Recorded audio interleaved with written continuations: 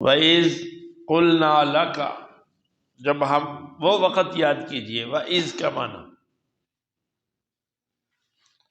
وَذْكُر کے معنی میں ہے. وَإِذْ قُلْنَا لَكَ، ہم نے آپ سے کہا.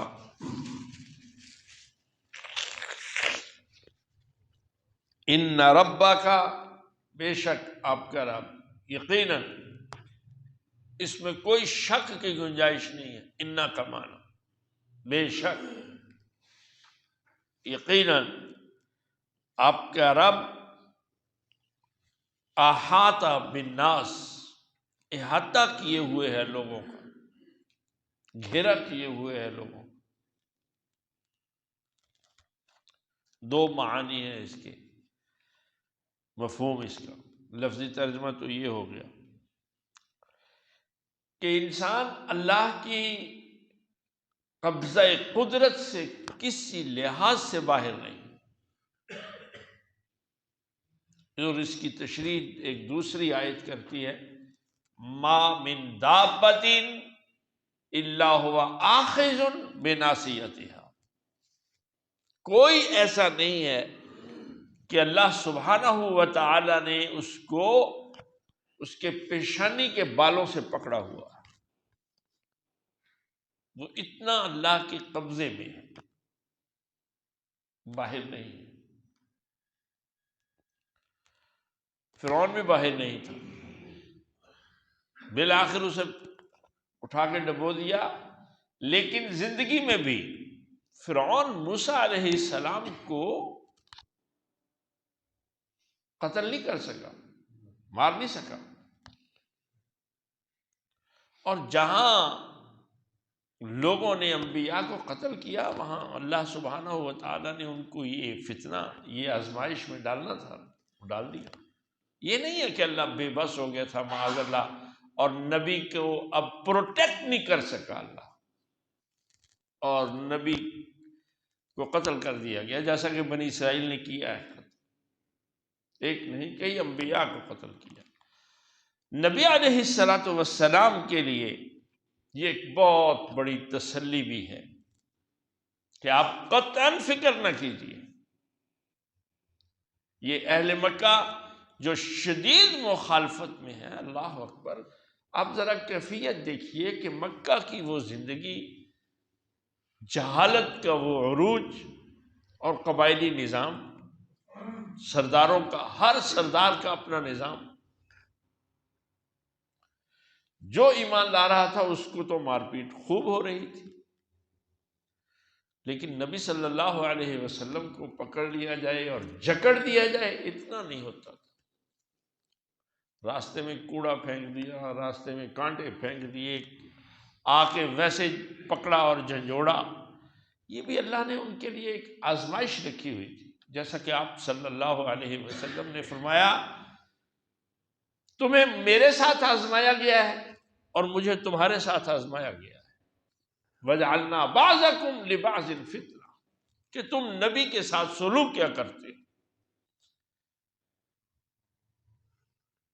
ابو جہل، ابو لہب، وہ اس کی بیوی وہ بے وقوفی پہ اتر آئی اور آ کر مارنے کے لیے، بدتمیزی کرنے کے لیے. تو دیکھ لیجیے،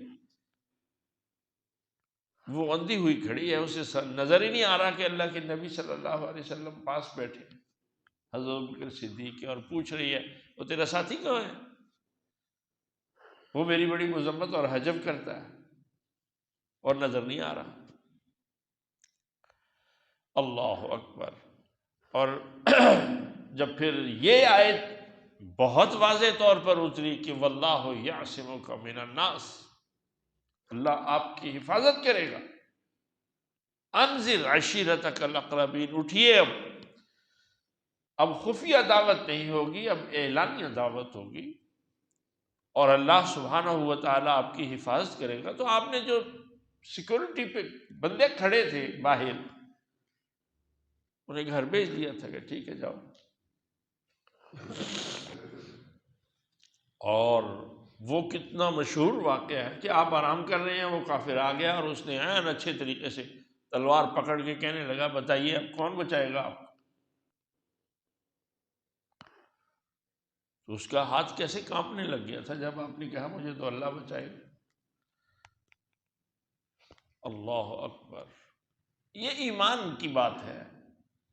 جب بندے کو اللہ پر ایمان ہونا کہ ان معی ربی، میرے ساتھ میرا اللہ ہے، وہ مجھے ذلیل اور رسوا نہیں کرے گا، میں اس کا خیال رکھتا ہوں، وہ میرا خیال رکھے گا، یہ لازمی شرط ہے۔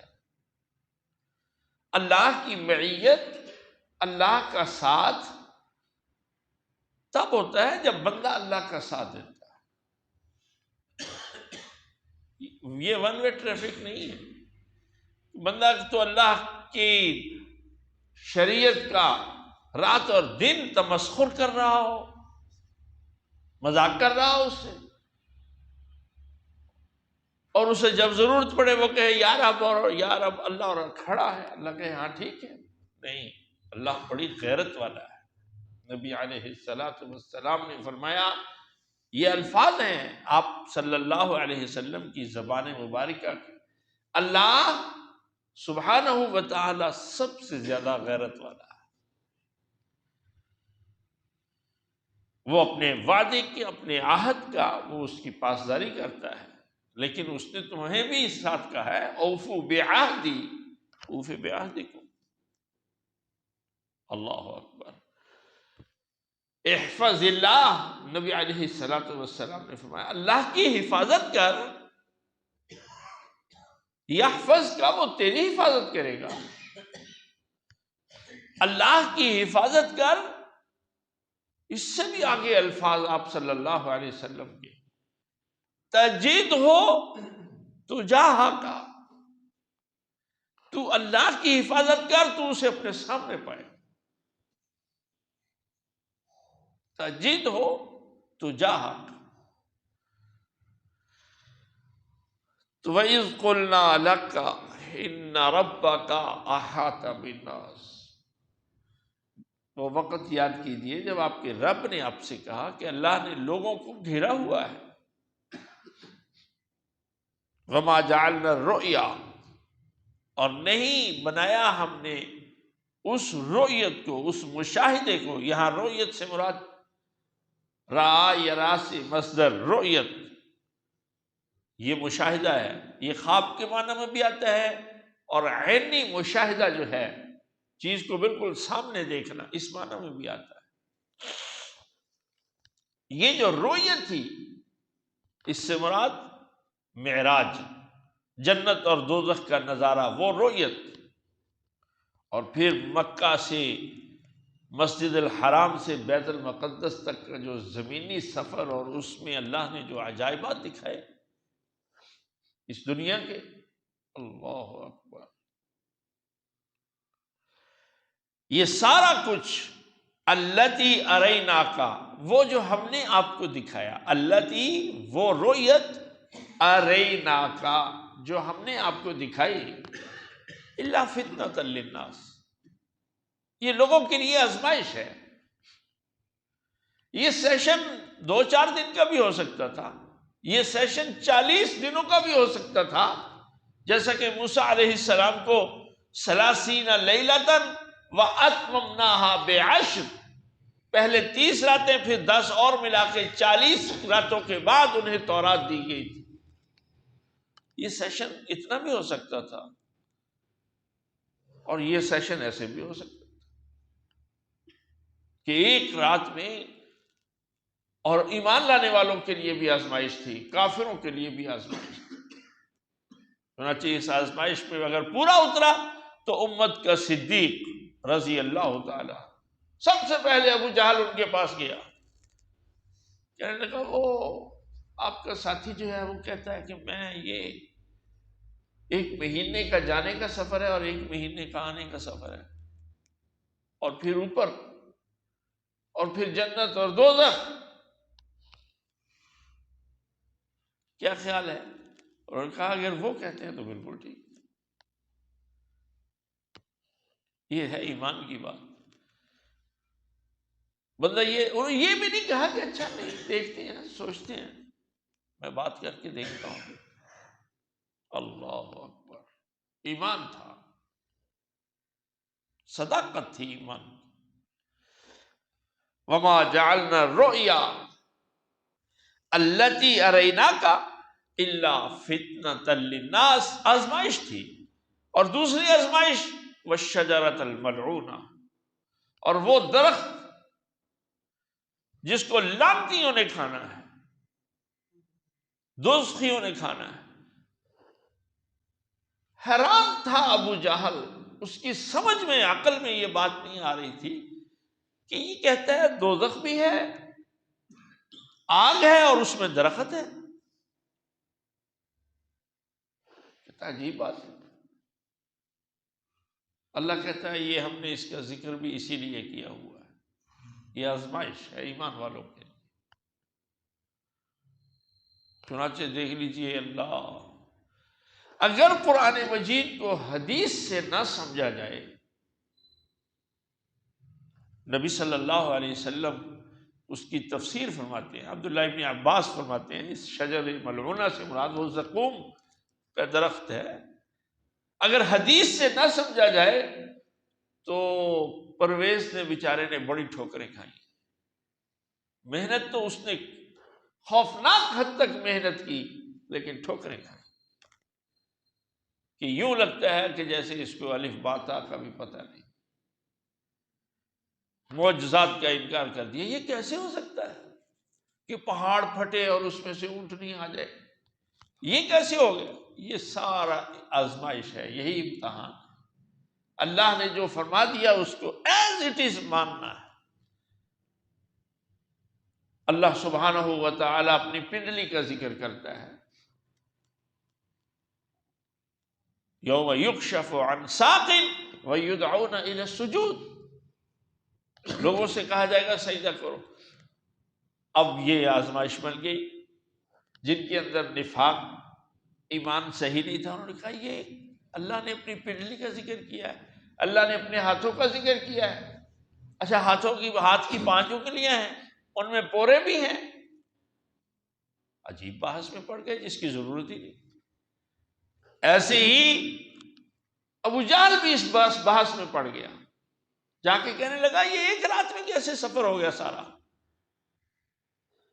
اور یہ درخت دوزخ میں، اور درخت دوزخ میں دوزخی جل بھی رہے ہوں گے اور آپس میں باتیں بھی کر رہے ہوں گے. ہمیں تو ایسے یہاں کیسے آ گیا؟ کہتا تھا میں نماز نہیں پڑھتا تھا. تو کیسے آیا؟ کہنے لگا میں مسکین کو کھانا نہیں کھلاتا. اللہ اکبر. پولیس کے جوتے پڑ رہے ہوں تو بندہ سب کچھ بھول جاتا ہے. یہ تو دوزخ ہے اور اس میں بات بھی ہو رہی ہے. کافروں نے کہا نہیں یہ تو مذاق ہے سارا. مومن نے کہا نہیں، النار حق، اللہم انا نعوذ بک من النار. اس پر ایمان لایا اور اس سے پناہ مانگی. اللہ نے دوزخ کو بھی اس کے حق میں سفارشی بنا دیا کہ نبی صلی اللہ علیہ وسلم نے فرمایا جو کوئی دوزخ سے پناہ مانگتا ہے دوزخ بھی اس کے حق میں سفارش کرتا ہے، اللہ اس کو بچا لے مجھ سے. الجنت حق النار حق. اللہ اکبر. یہ ایمانیات ہے، یہ مذاق نہیں ہے، یہ جادو نہیں ہے. چنانچہ دوزخ کے کنارے پر دوزخیوں کو اللہ بھیجتے ہوئے کنارے پر کھڑا کر لے گا اور دوزخیوں سے پوچھا جائے گا افسحر ھذا. سورۃ الطور ہے یہ 27واں. کیا یہ جادو ہے؟ امنتم لا تبصرون، یا آج بھی نظر نہیں آ رہا؟ اللہ اکبر. ونخوفهم، ہم ڈراتے ہیں انہیں. فما یزیدهم الا طغیانا کبیرا، یہ ڈرنے کی بجائے سرکشی میں ان کی اضافہ ہو رہا.